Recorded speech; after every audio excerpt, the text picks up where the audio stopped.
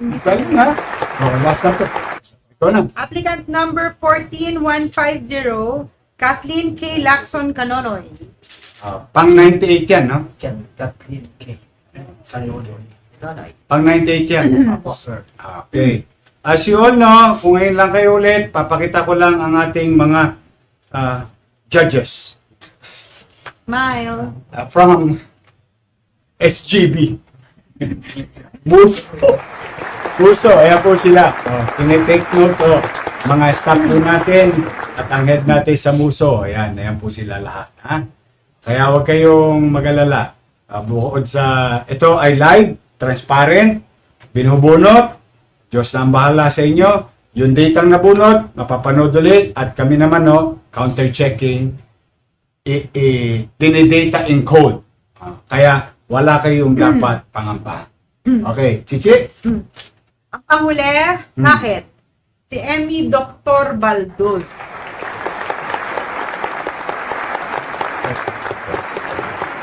Ayos. Gusto ko yung kay Chichi. Si Jonar po, mga bigya, thank you daw po, nabunod daw. Ay, Positive po. ang dami nanonood talaga na nabunot. Gusto ko yung gagawa yung Chichi. Di ba lang kung sino siya pakita yung... Hindi, pinapakita ko kasi yung binabasa ko. Yung kinis ng mukha. Ulit doon mo na napuna. Hindi, alam mo. Kapasarap lang. Okay. At last, but not the last, say there will be more, but for this time, ikaw 100 awardee nabunot sa INCT Vertical Housing Program ng lungsod ng Maynila ay si Roberto 12,828. Birthday ng misis ko yun, August 28. 12,000, applicant number 12,828. Roberto Junior Malonzo Arieta.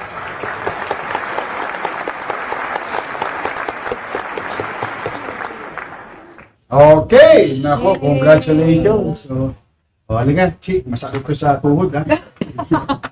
Tapos daliri ko puro sugat-sugat. Ngayon, thank you mga kababayan. So ito po, yung listahan, yung mga nabunot.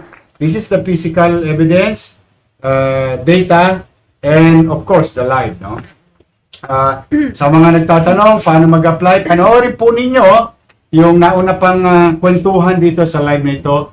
At ano proseso, panoorin po ninyo. Umpisahan nyo po itong grand raffle ng INCT Vertical Housing Program units ng ating lungsod ng Maynila.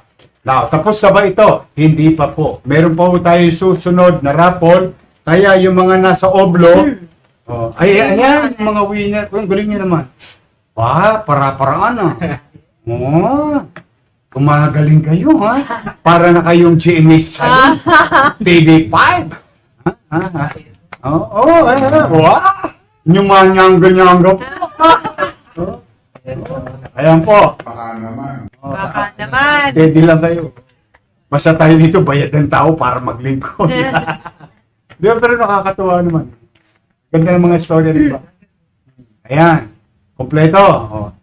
Panoorin nyo po, umpisahan nyo hanggang matapos para yung iba ninyong katanungan at detalye about it, maliwanag. At yung mga nagbabaka sakaling wala sila't na silimlingan, nanonood yan. Nagbabaka sakali kung nabunot ba sila o hindi, panoorin nyo po ng buo. Yun po. Tapos, may tatawag po sa inyo. At ito ulitin ko. Huwag ko kayo makikipagtolonggisan sa mga taong baka sakali kayo dadalhin sa basketballan at itidribble. Ang tatawag po sa inyo, Muso. Kung nakita nyo pangalan nyo dito, huwag na kayong maghintay tawagin. Kung kayo nagkaroon ng pagkakataon na mag-apply, binigyan nyo ang sarili nyo ng panahon na mag-apply, pumunta sa City Hall mag-apply, ngayon naman pumunta kayo sa Muso to claim. Wow! Diba? I-claim nyo na lang kasi ayan po ang pangalan ng mga nabunod. Ayan. So, muli, Vice Chief, I'll see you Ay, natulas ako. Hindi Basta, ko alam eh. abangan nyo po. Yung susunod nating in-city vertical housing project 2026 RAPOL. Doon sa ating mga walk-in. Chi? Well, sa pangangalaga talaga ni Yorme sa administrasyong to, dami mga exciting things na mangyayari na alam ko ngayon talaga buhay na buhay ang gobyerno. Kaya maraming salamat, Yorme! I hope nag-enjoy ka, lalo na sa mga advertisement. Naalala ko. Ano ka na ngayon? Tight na tight ang oras namin sa dami ng commercial.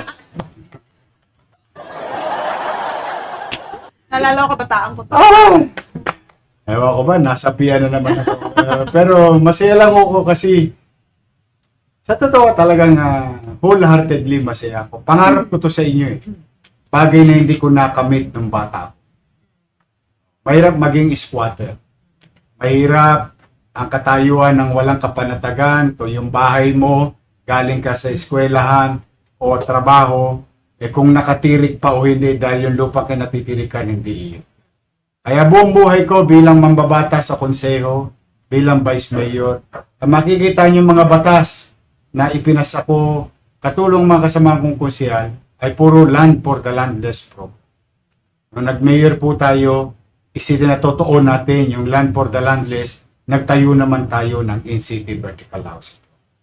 At lahat ng pangarap na yun sa loob ng 27 taon ng paglilingkod sa inyo, isa sa araw na ito, ang maliligayang araw ko sapagkat naging bahagi kami ni Vice Mayor Chi, ng mga kapwa ko empleyado ng City Hall ng Maynila, mga konseha, ng katagumpayan ng inyong pangarap. Kaya po ako'y nalulugod at nagpapasalamat sa Panginoon Diyos at sa inyong mga taga Maynila na binigyan ninyo akong pagkakataon mulit makapaglingkod sa inyo. Pumanatag kayo, I'll do my best kasama si Vice Mayor at mga konsehal natin na pananatili nating malinis, maliwalas at panatag ang pamumuhay. At patuloy tayong mamumuhunan. Mamumuhunan tayo ng lubos sa MBN. Minimum Basic Needs. Housing, education, healthcare, and jobs. For the meantime, congratulations sa lahat ng mga nabulot. Magsimba kayo, magpasalamat kayo sa Diyos. At pagpalain nawa kayo ng buong may kapal. Maraming salamat po. Manila! God God first. first! Thank you.